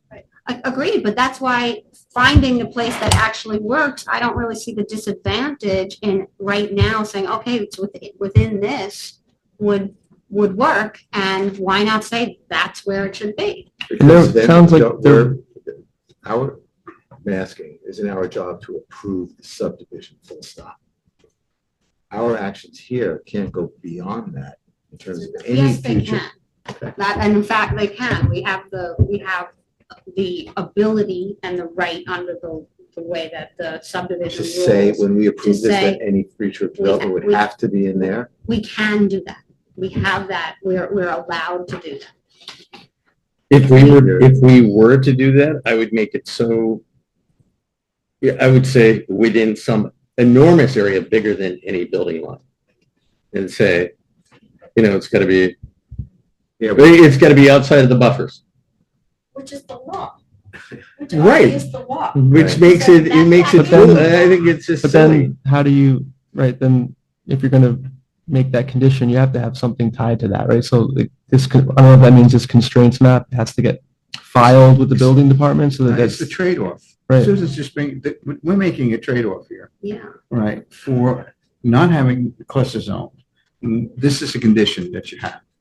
So whenever we have a situation where we have these kind of lots, right, and we're asked to consider cluster zoning, we have to place a condition if you choose not to cluster zone it. And the condition is that we have these building envelopes that they've identified after they've evaluated all the environmental factors that would work. And they've answered some questions for And us. I also think I wanna we're add not one more gonna, thing, too. we're not gonna have an opportunity the next time when the lots are sold to look at where they build that house.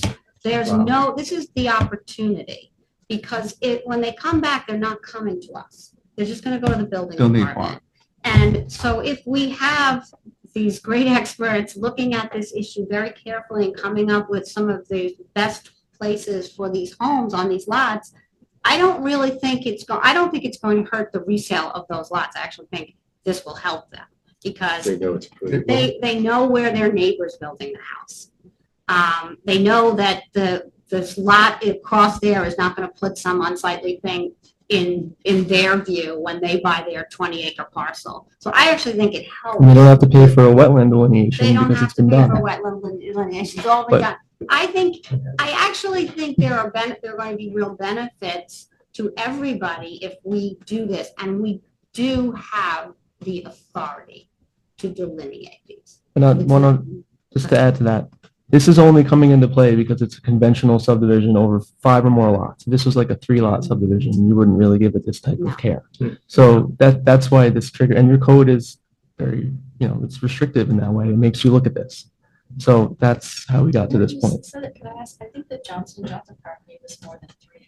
It was, but they showed us an exhibit of buildable area too. But we did So constrain it them to wasn't- those We areas. did not.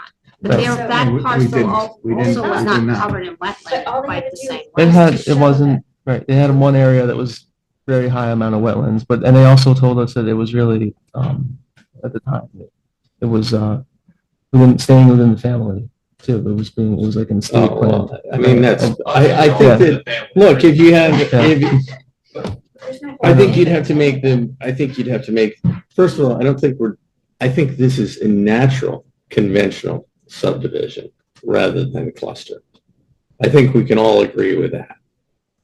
Is there anybody that doesn't agree with that? Richard?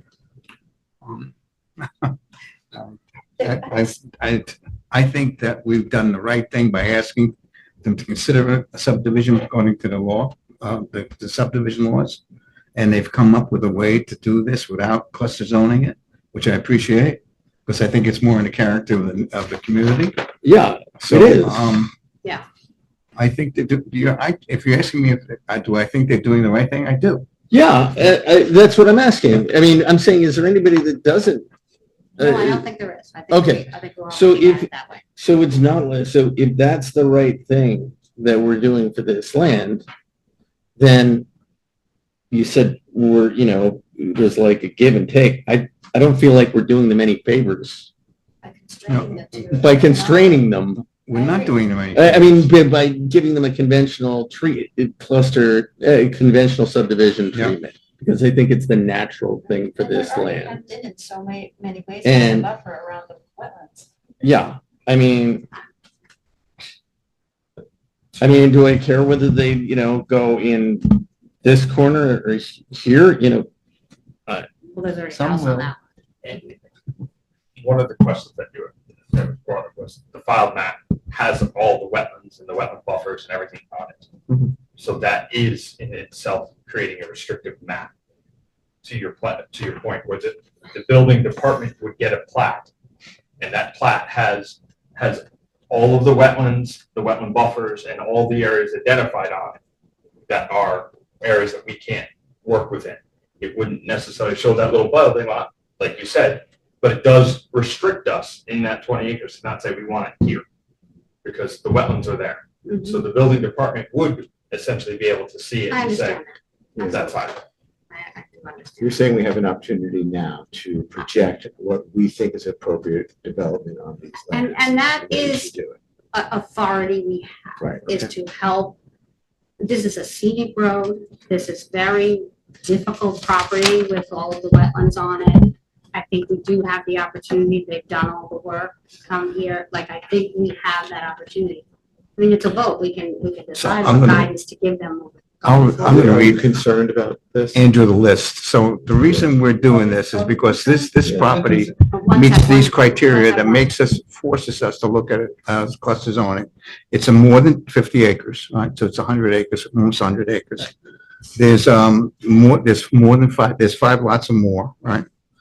And it's in an agricultural APO district. And the average lot size is under 20. And once all of those conditions are there, as well as some other environmental issues, we have to consider cluster zoning.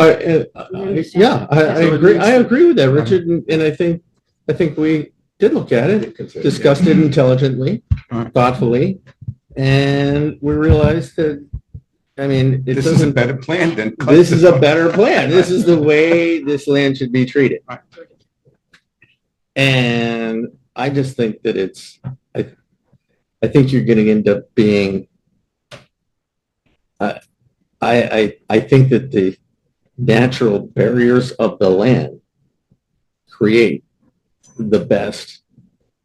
And frankly, there are going to be cases where, say, this person builds a place that's in one spot, so this person doesn't want to see them, so they move their zone a little bit. Their But building what, envelope. but what about the case where the guy buys lot, I don't know which lot this one is, one, and he doesn't care to be hidden behind the trees. Mhm. He wants to be right here. And it's right, it's not a buffer zone, it's not anything. So now he builds some ugly house that no one likes because we don't have any zoning that tells anybody what kind of house they can build. Good. And he builds it right there on the scenic road. I don't think he can build it right there. Why not?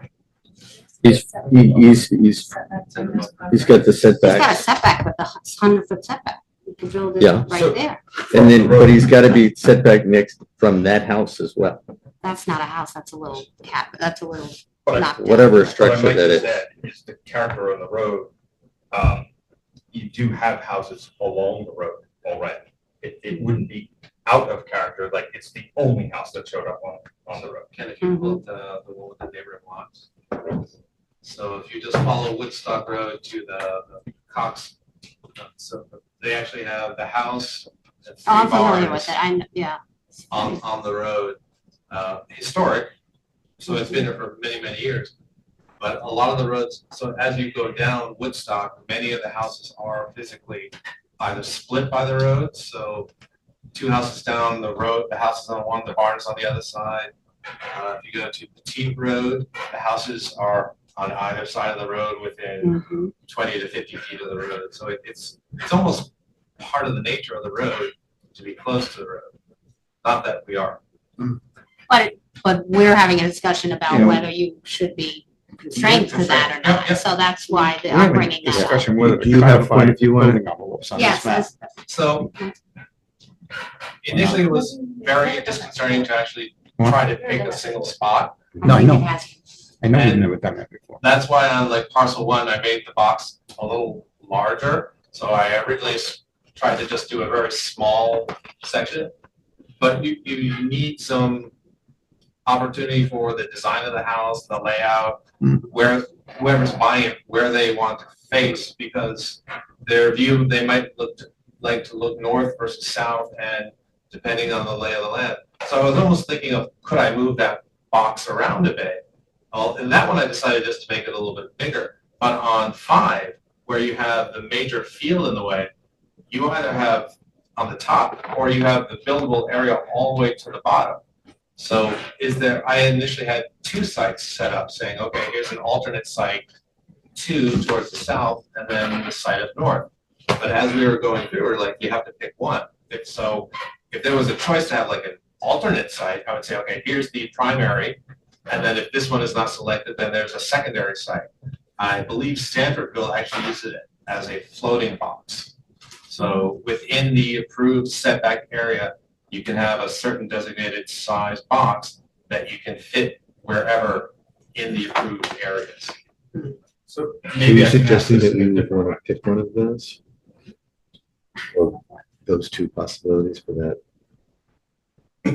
For number 1? For parcel Are 5? you asking me Yeah, about yeah. suggesting? If No, you think the bo- I was suggesting that we leave these designated boxes that have them. So that they put in. So can I ask, Not that we- So Nicole brings up a Right, good but- point. She brings up a point that we've never done this before, where we've designated where building, would have been the building envelopes all have to be. Yeah, all we've been required in previous subdivisions is to show that you're subdividing it into a buildable parcel of land, that there's the ability to build on it. So Yeah. people will show envelopes and potential driveways. But we don't ever hold them to that. Right. You just need to be shown that they're not subdividing it into unbuildable lots. And they're showing that there are building envelopes on here. I mean, there's a lot of right of the landowner, and I feel like we're messing with that a bit. That's my concern, because I feel like that we have laws that govern like wetlands, we have laws that govern setbacks from neighbors, we have laws that govern all of this construction.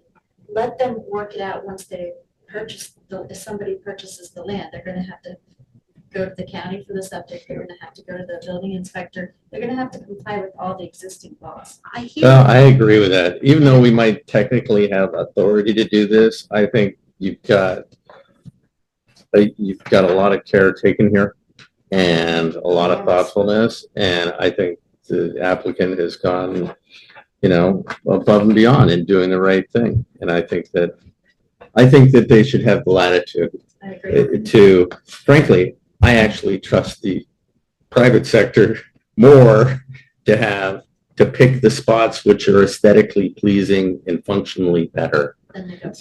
than the government to do that. I agree. No, but No, look, but, we differ. That This this can- is, I clearly disagree with this, but I'm a vote on a board. I'm Right. not, I'm one person. There's gonna be a And hearing, we're not done We're not tonight. done. Right, What right. I'm trying We to do have is to- give them some guidance moving Yep. forward. That's Right. why I wished we could agree more, but, My con- no, you go ahead.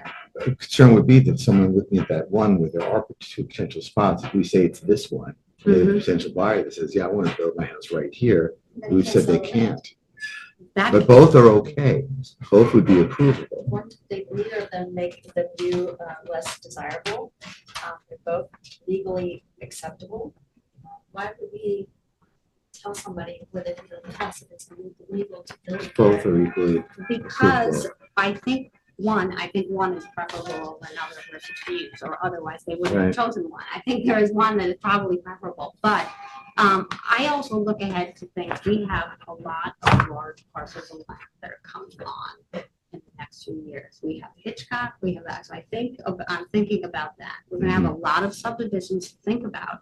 And I think we are going to, the community is going to be looking at us to carefully decide how a lot of the land in our community gets broken up. So that's what's in my mind. I've read a lot about what other communities are doing with subdivisions. And believe me, these building envelopes are being used. It's common. Well, we didn't do it, Very as Nicole pointed out, we didn't do it with Drury. I mean, with Johnson. Agreed, we didn't. That Never doesn't came- it mean never that came was up, the right. correct thing. It Right. never came up. It never, I'm looking at the future. And again, we have very large parcels Yep. that are for sale in our community. And I just think if we can, without undue hardship, and I honestly do not believe it is undue hardship to have a building envelope. I owned a parcel of land that I bought on Calan Road and I built a house. And at the time, I thought there were building envelopes because they were shown to me on a map, but I didn't do my due diligence. And the next door neighbor owns a plot of land that they were told they had to build within a tree line, and they never built before I left there. But it turns out that wasn't exactly true.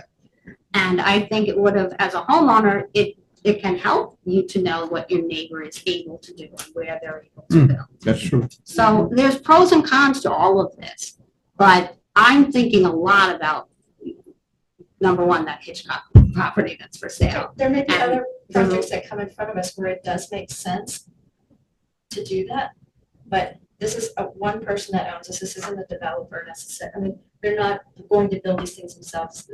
There's no building proposed at all in this. It's a subdivision. And it's one person wants to maybe sell the land, maybe to a family member, maybe to put it on the market and sell it. People are going to buy this and build a family home on it. And sure, that's what's.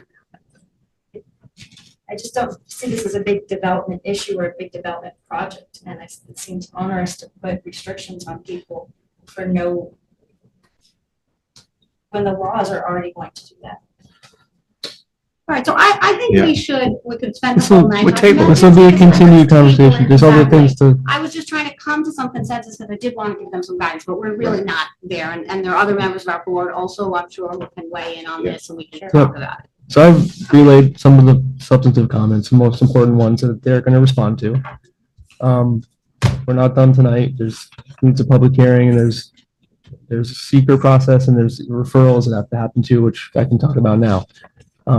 So this is an unlisted action. They have a full environmental assessment form that they completed. It wasn't required to do that because it's only required for type 1 actions to fill out that full form, but they went ahead and did that just to get more transparency, and a lot of information comes from that mapper when you do that. So I think we have enough information to, well, actually the first question is, I had a question about historic resources in my memo. It looks like in the SHPO database, there's a request in for the property. No, but it's Okay. been submitted to SHPO. So that was for just to get the no adverse effect finding, right? Correct. Okay. We should hear back before the next meeting. Thank you. So I think, that's something that we'll want to see also just to complete the process. So because I believe the farmhouse that's there was possibly eligible for a historic designation, but it seems like it's not according to SHPO, but they went ahead and just consulted with SHPO anyway to get a formal letter from them, which is going to only help them and help you. So that's coming in the next, when did you make the submission? We should have the result by the end of the month. Because they before the next meeting. they usually promise 30 days and they're pretty good about that. So I think we'll hear back from them. Okay, so moving on then, we have, you can declare your intent to be the lead agency because you have to be for this project for seeker. We listed a few agencies that might be interested in seeing this, and the applicant's willing to be thorough and have them get this referred to them, just because I know this is getting a lot of attention. So, the resolution that I worked on with Joe is basically declaring lead agent or notice of intent to be the lead agency and then referring it to a few agencies that we feel are interested. That includes the town board, being that they have the jurisdiction on the scenic roads, the highway super for the same reason, Dutchess County Health, even though their jurisdiction is that it's permission to file for a non-realty subdivision, they can get a copy of the seeker. They won't respond probably, but you're being thorough in sending it to them. And also the DEC, mainly because the wetland law is changing. And even though these aren't state wetlands, they're town wetlands. And honestly, they went ahead and delineated the whole property. And it turns out there's way more wetlands than your town map shows there is here. So they've went, a step above and show that there's a lot of wet area here, including DEC. Just for informational, they're not going to respond and say, I want to be the lead. They're just it's good to show them this. So that's really what the resolution that Joe and I prepared says. Also, the CAC, we feel, should get referred for this, just the application. And also, Steve Marino, your wetlands consultant, can take a look at the wetlands report just to see if it's adequate. I don't think he needs to go out and field verify all the flagged wetlands. Would you agree with that? I mean, I want to give him guidance when I send it to him what we're looking for. Just take a look at who did the report, the credentials, and then the adequacy of the report and the application as a whole. That wouldn't hurt to have him look at it. So if you're willing to do that, you can make that referral too. And as far as the lead agency circulation, once you send that out, the other agencies that get it have 30 days to tell you if they don't agree with you being lead or not. I doubt anyone's going to say anything. You just have to wait that out. There's also the county referral, which we went through this process for the previous iteration of this under 239N, not M, which is for subdivisions. But it turns out that Dutchess County, they don't really review subdivisions unless it has a variance involved in it, and they're showing that they don't this time around. Mm-hmm. The last time this went to the county, they came back with a no authority letter in response. But in talking with Joe, just to be thorough here, they can also receive it under 239M because it's under that general statement of other authorizations which a referring body may issue under the provisions of any zoning ordinance or local law. So that this project fits into that. So a referral under 239M, just a general county referral like you've done on other site plan applications and stuff, would work, and they would probably come back with the same finding. But I think just to be thorough, you can do that. They would have a 30-day response for that as well. So between now and the next meeting, you can make those referrals. You can get comments from the CAC. You can get comments from Steve Marino. You can get a response from the applicant on my comments. And then we can move forward from there about a public hearing. I don't think we're going to be in a position to set one tonight, but that's in a nutshell my recommendations. Has everybody had a chance to look at the resolution that Joe prepared? And got the most recent version from Aaron, just just did a few little edits on that. And that's what does what, yes. So it says that we're determining that it's non-listed action for seeker, that the application subject to coordinated review between the Yep. the agencies that Aaron had mentioned, the town board, the highway department, the county health, those, and the CAC, and that we will make these referrals, and that we are going to declare that our intent to act as lead agency. This does all of that. So if you, whether you agree with this, if I could get a motion to approve this resolution. So, Second. all in favor? Aye.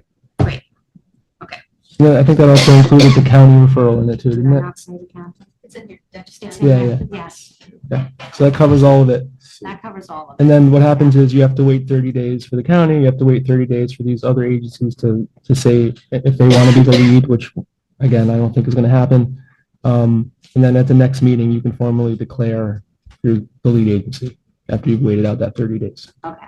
And that timeframe works well for us also because we have to refer to the CAC and their meetings kind of don't overlap well with ours. So sometimes there's a delay, but this should give them enough time to get back to us too, a month, or a little more than a month. Okay. Anything else? So just to be clear, we're probably skipping next week. Oh, yeah. It might be a good idea to we'll see if we, right, depending on if anything comes up, whether we want them to come back in for more continued workshop. Yeah. Well, when's the deadline for the September meetings coming up kind of fast, I'm sure, right? The 20th. Yeah. I mean, do you think you'll have a response to things I by? think we would have the responses. Technically, it's not quite 30 days Mhm. on September 3rd, but true. it is more than 25 days for the CAC referral. So it might be worth the discussion. Yeah, I think it Yeah. probably makes It's good sense. If they're to gonna have respond. a Discussion, Yeah, and it's a lot of material to review. yes. So, And there'll be more questions. There are a couple of board members that are not here today, so we'll have some more questions too. so.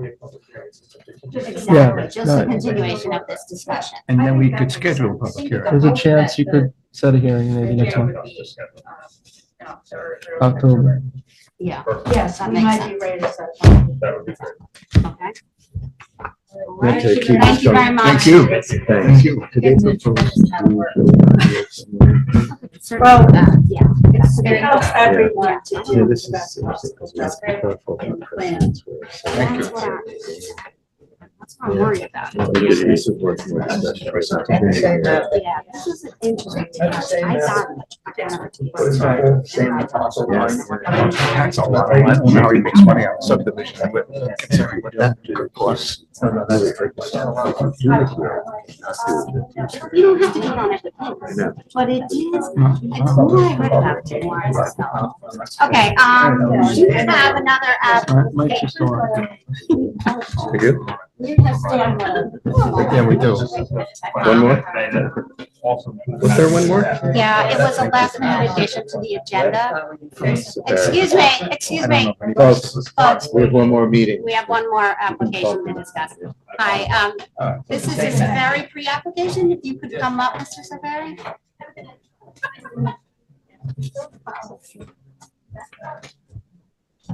Thank you for your patience. Hi, Brian. You came on a good night, right? Long discussion. It is still Tuesday. You all know Brian. I'm Skip Savary, Rod on the application. I guess the easiest way, I'm just looking for a couple of lot line changes to change the driveways around on a couple of lots on old subdivision. This is a subdivision that was made in 1988. 8 lots that have never been sold. They have Village of Millbrook Water and Sewer on it. They're in the town of Washington, off of County House Road and Maple Hill Drive. They're 1 acre lots in the 1 acre zone. Okay, So it explains where we are. so there are no houses on any, There's no houses on any of the lots. okay? I just colored this up just so it's a little easier to see. There you go. All right, but this is existing now. And Brian, if I say anything wrong, straighten me out. Okay. All right, this lot right here goes out onto Maple Hill Drive. And flag lot, yeah. Okay, now Howard may want some comments on that because he lives right here. I'm on a butter. Okay, he's in a butter, okay. They're conflicted. So. Yeah, there you go. Right. You can recuse yourself now. This lot here comes out on County House Road. What I'd like to do is switch the driveways. This driveway goes to this lot, which is it's here. There's a couple of What do you mean? Oh, a couple of them. more colors. So Yeah. basically, the green lot is going over there. We're putting the green lot over here. Okay. The blue lot is going here, and we're going this way. And the reason for it, it gives better accessibility. There's a big grade coming down into this lot, which this driveway makes more sense. The driveways don't change, it doesn't change the acreage, minimal. Minimal. But it's all about the same. It's all within 1 acre. We're changing some lines around in here to do that. Yeah, that's all lot line changes, right? Lot line change. It is. And we got. Go ahead. Are we going to the other two? Yeah. All right, well, you want me to take care of these two first? You're running the show. All right, while we're doing this, okay. I own this duplex house here. And this is my shop and warehouse. Okay. If you notice the building on here, just original, your parking lot for this duplex infringes on my other property. So I want to straighten that out. So I want to move this line over here, which is this, which I've done on this drawing here, to incorporate the parking lot. Okay, so that's a lot line change, and then That's the third lot. third lot change. Now we got a fourth. Question before we go on. So what is the structure right here? Because now it's hanging over onto the duplex. Yeah, they're portable trailers, storage trailers. Okay. They're ZBA approved many years ago, 100 years ago. But they're going to be gone. Okay. But, when I was heavily in business, we did a lot of major commercial work in the old days. And, that was storage stuff that went on the jobs. And I had the approval from the ZBA way back when to store them on the site. It's still there. But they're going to go. So it cuts through that. Yeah. You see. Okay. So the other lot line changes over here. This is a neighbor. Leroy Swart lives here. This is how it is right now. See this big curve here. Leroy can't get into his driveway. I told him for years I'd straighten it out for him and give him access. So what I'm doing is, see here, Giving him legal access. give him legal access. Yeah. Part of his driveway exists on Skip's Yeah, property, he's so he's driving gonna over try to So I'm just straightening straighten it out that here, out. I'm making the same frontage I've got on this lot, is here. I need 45-foot frontage, 45 feet here. Makes sense. Straighten it out, and then he's set for good, rather than just a right of way. Where's the or something like driveway? that, Just do it for real. Okay. So that's, The driveway straddles right now. It kind of comes in where my thumb is. Okay. And comes across there. It's probably like 10, I'm guessing. Yeah, you know. and actually I take a little bit of his, and he takes a little bit of mine. That would probably be almost an equal area Equal area swap. swap, yeah. So Brian, are you gonna do a new survey for all this? Well, here, Can I ask the big question? That's the big question. the big question. This was approved in 1988. There are flag lots here. You have new flag lot regulations. Do we have to meet new flag lot rules for something that was approved in 1988? What was approved? The existing The flag existing lots? flag lots. The existing subdivision was approved by These this were board. legal back then. Contain 2 flag lots, and now we're just changing the driveways It into them. contained more than two. Well, that's a good question, Borge. That's. Well, what he's doing is just, it's common sense to do. Yes. But whether or not it's gonna be, Basically only 2 flag lots. Because these other ones these were all ZBA approved, because back then, as I recall, Howard might remember, the frontage was like 200 feet or something on a 1 acre lot, which was, you couldn't possibly. Yeah, the do- blue and the green are the flag lots, the blue and the green. The blue and the green are the flag lots. The other ones are, and the frontages on all these lots were ZBA approved. Because they were a little bit, smaller than the Substandard. minimum substandard. So Okay. if the flag lot regulations just changed recently and these are pre-existing lots. Would they preclude this if the new flag lot regulations would not allow this? I don't know. Yes. We didn't think you would. Okay, I feel better on that. Wait, wait, You were coming in getting. We thought we'd tell you about it before it shows up. and- There's no sense going ahead and do a bunch of work and then have something come up later on. The big thing is with the flag lots is if you're utilizing a flag lot, they gotta be 1.5 times the zone.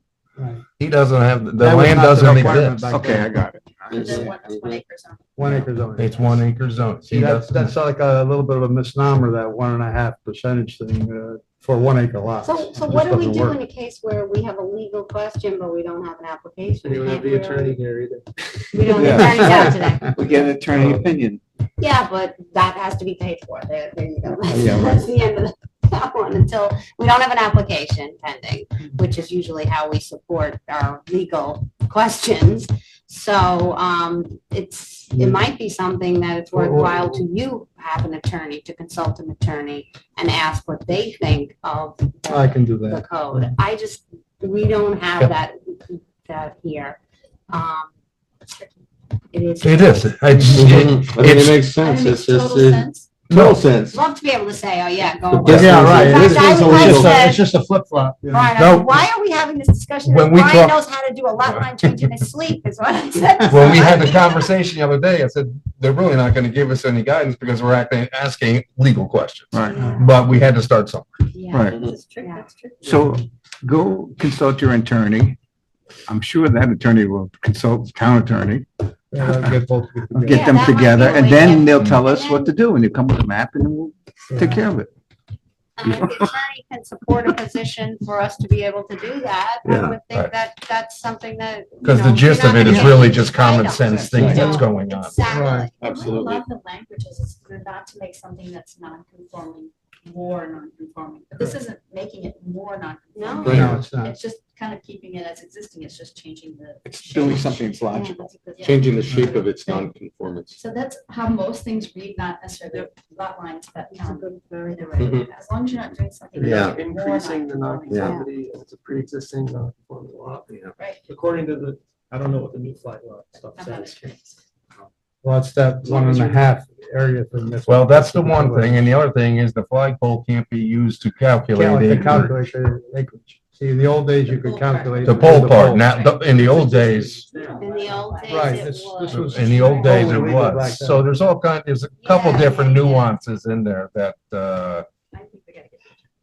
Yeah, biologist on the I think the side. best way, I hate to send people out to spend money, but the best way is to talk to an attorney and ask them. biologist. At see some what point, their I'd have to get one opinion- anyway. so. Yeah, it's a What a difference. tricky situation. Might be the most expeditious and the least expensive route to have the attorney speak and then just instead of us. right, Right. I'll spurring probably- it on and come, I understand. I'll probably use Alan. Yeah. I can get a hold of town. Yeah. attorney, let them- Yeah, Yeah. I think that's a good way. In theory, there's actually not a lot going on here. No, It's no, just, no. you're just, Yeah, yeah. Until and- you raised that issue, I thought, oh, this was. gonna Yeah, be something, well. but, yeah, but it's always a. How about you, Howard? You're a butter. Well, I don't mind Leroy Schwartz being helped out. I don't understand the reason for the rest of the bill. Well, Was there some other project? No, it's the same thing, just changing which lot goes out on Maple Hill, which lot goes out on Cotton Hill. Yeah, this is because of the grade coming down to get access to this lot. It just works better this way here. Did you ever have them up for sale? Did you try? No, I've never had them on the market. All these years, Yeah. 1988 to here. But, getting a little older, Yeah, you yeah, never we're know. trying to And you resolve try some to things. get things, if you want them marketable, make them marketable, I think it's better done this Yeah. way. than- Yes. Where is it located? Which roads? This is County House Road, Yeah, and the old 82 is over here. okay, I know where And then it's you come down in into the, Maple Hill Drive. yeah. School bus garage. yeah, take a left, school bus garage and go up the hill, that's Maple Hill. Okay, so next step, get a hold of the attorney, let them talk about it. Yeah. If they get something thrashed out, can we get on the agenda for the next meeting? We need the full application for next meeting. Full application, meaning I gave you an application. Yeah, that's already. like our, you Preliminary. can come have a talk and if you have any Yeah. questions, but there's a full application, right. which Brian can Wait. help you with. He's very familiar. So, but that would have to be done by the deadline, which we said was. Like the 20th. August 20th. Is that right? August 20th. Right, then the question is too, like the lot line adjustment, how you're gonna use the old survey, just kind of show it that way, or you're gonna use? Oh, no, for me, you gotta do some surveying work. Yeah, he's gotta go down there. Has it been done? Verify that. No, I haven't done anything until we decided that we're gonna get some work done. So The old stakes are all, it's been surveyed when it was initially done. So the stakes are there, he has to go and. And it's a filed map, right? So. It's a file map. Yeah. File map. We're just gonna, If the attorney looks at it and says that this can work, have them write a cover letter, maybe with the application too, that explains why it will work. Right. Survey that's required, all the applications and fees, whatever it's available, would be on the agenda. Do that by August 20th. Doesn't sound like that's gonna get done by Well, August no, 20th, it but doesn't. the next month. it goes, We'll give it a shot. it goes quick. The lawyers is gonna be the hard part. Yeah. Oh, good, we'll blame them. This guy's busy.